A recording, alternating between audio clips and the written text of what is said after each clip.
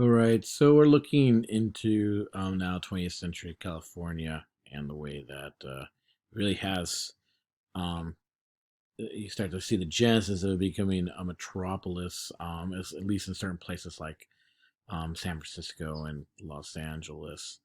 Um, so as we're looking particularly at the 30s and 50s, this is a time period before kind of the big governors, Brown, Reagan, Brown, in particular.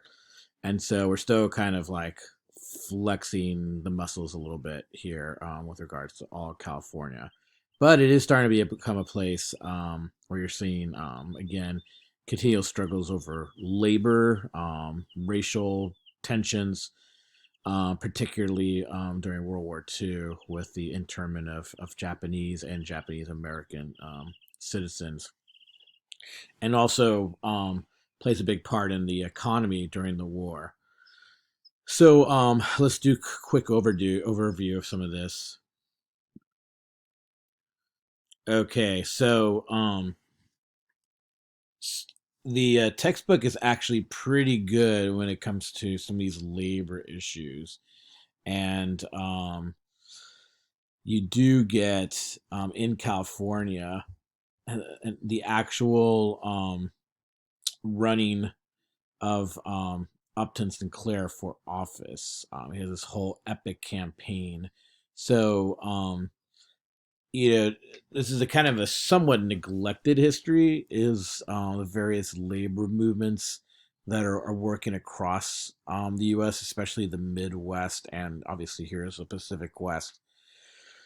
And you have groups organizing strikes. But as you read in the book, the government in California is pretty tough on these groups and the use of organization, and that'll kind of be the trend all the way into the modern era. So from the early 20th century to the mid to late 20th century, labor has a hard time, and in both cases, what you're going to see is the threat of the Red Scare being placed over them. One of the probably most famous voices out of California is the journalist Carrie McWilliams, and he wrote a number of books, basically going over the treatment of well, one, uh, mostly migrant farm labor, and then also the treatment of Japanese Americans in the internment camps, which I'd like you all to watch a few documentary videos on that for homework. So, a quick overview. The book does cover the labor issues pretty well. So, I would just really, focus in on that, and you can kind of reference my notes here to that. Um, so then the depression hits. That makes things even worse. And in particular, California again has a lot of plays a big role in this. Um, so obviously John Steinbeck is probably one of the more famous figures to come out of California. Famous American novelist, um, most famous for his three books that you see listed in the picture there. Um, and the film Grapes of Wrath was also a pretty big deal in the late 30s, early 40s. Um, the one thing that sometimes is missing in the national history is the problem of Mexican Americans in the treatment about labor, for example, particularly the cannery women. A lot of them were Mexican American and didn't have much representation. So Luisa Moreno, who's pictured there, she was really influential in trying to organize these women, and even trying to represent some of the men that were involved in the Sleepy Lagoon trial. So when that Sleepy Lagoon trial incident happened in the early 1940s, this corresponded with the beating up of young Mexican American men in the Pachuco suits, um, which historically is about nicknamed the Zoot Suit Riots, and you can watch the documentary video there. So here's California in the midst of World War II and coming out of depression. You can see some of the national tensions become very particularized here in California.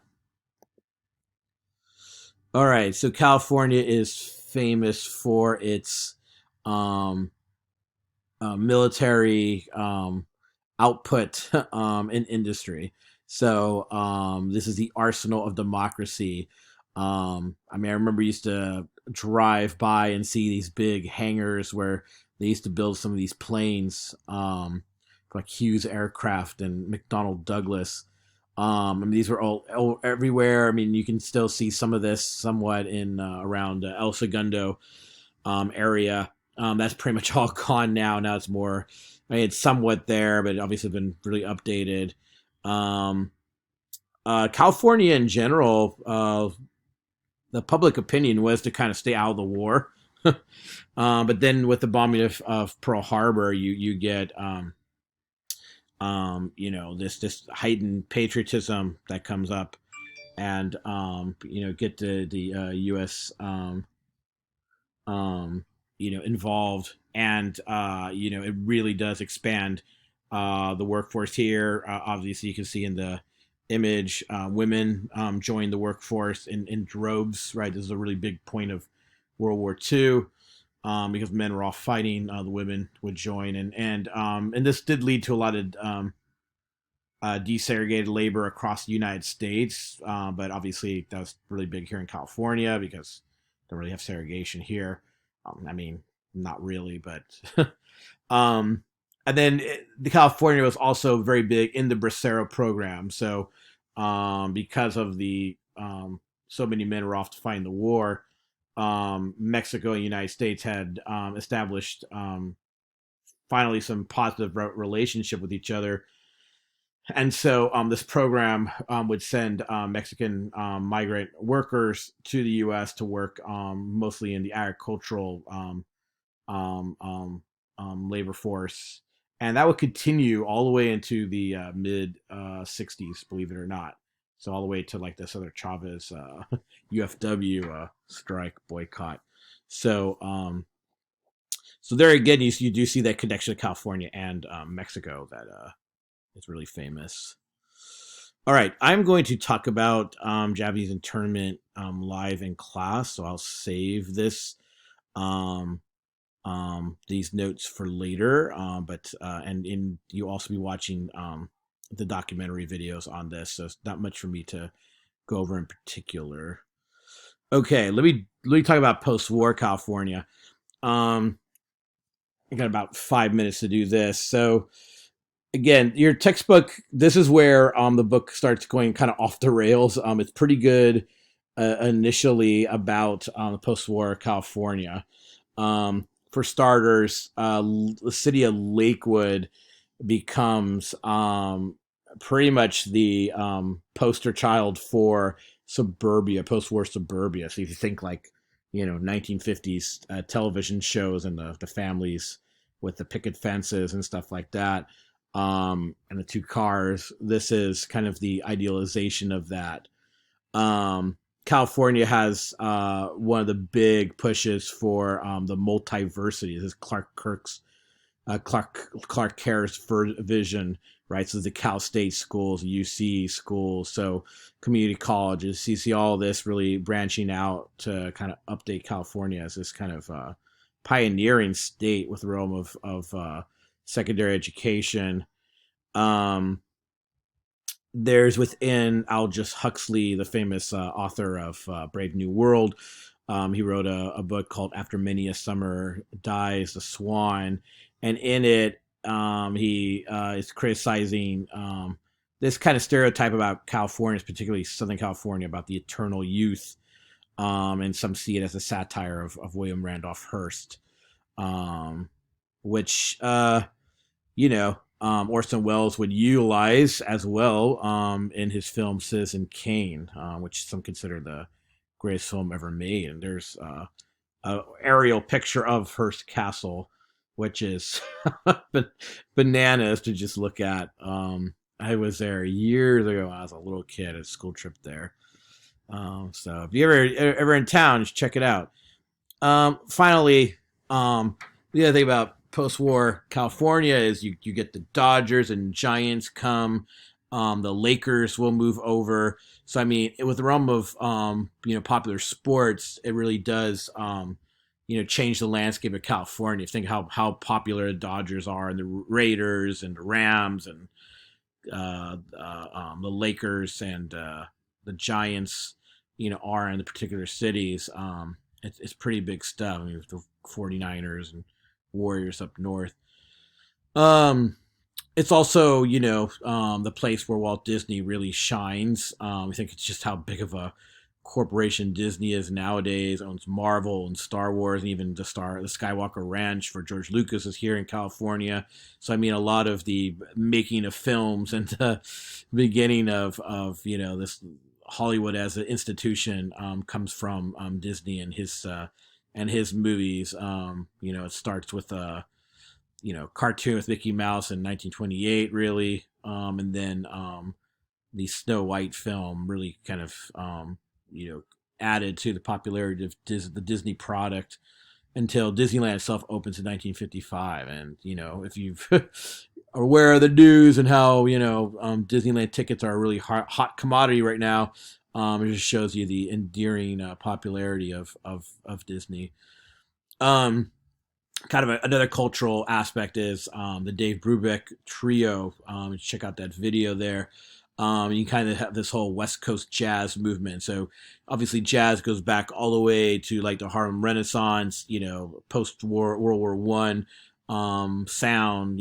If you think of like Duke Ellington and Louis Armstrong, kind of get the picture here. So now this is a much more kind of chill, West Coast type of jazz that comes out from Dave Brubeck.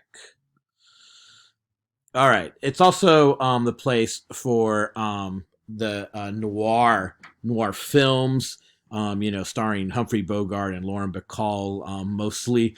But you have this kind of rough anti-hero detective figure in the books of Hammett and Chandler. So these noir books and then films will really be something that takes over Hollywood. I mean, they get a lot of William Faulkner will write the screenplay for one of these films, so it's pretty big stuff. And again, the beat movement that is going to be kind of a precursor to the hippie movement and the the countercultural movement of the 60s. It really, the heart of it is up in the Bay Area. The City Light Books that was formed there by Lawrence Ferlinghetti. This will be kind of a cultural hub for that beat generation. So you think about poets like Ginsberg or authors like Kerouac. That's where they would. That's a place where a lot of that was being just promoted, and I think that's important considering how much after World War II and the beginning of the Cold War, just how you have the House Un-American Activities Committee and the whole McCarthyism target Hollywood and movie stars and directors as like communist, socialist, and that need to be removed from the U.S. So the Red Scare again, it rears its head against culture. So we saw that at the very beginning of this lecture with the focus on labor, and labor will still have that focus as being socialist and anti-American. But here, even in the 1950s, in this area of suburbia, you have these accusations being thrown around as well. So, and that in some ways is going to like produce a counterculture, which is really going to kind of push back against that kind of fear mongering and conservatism.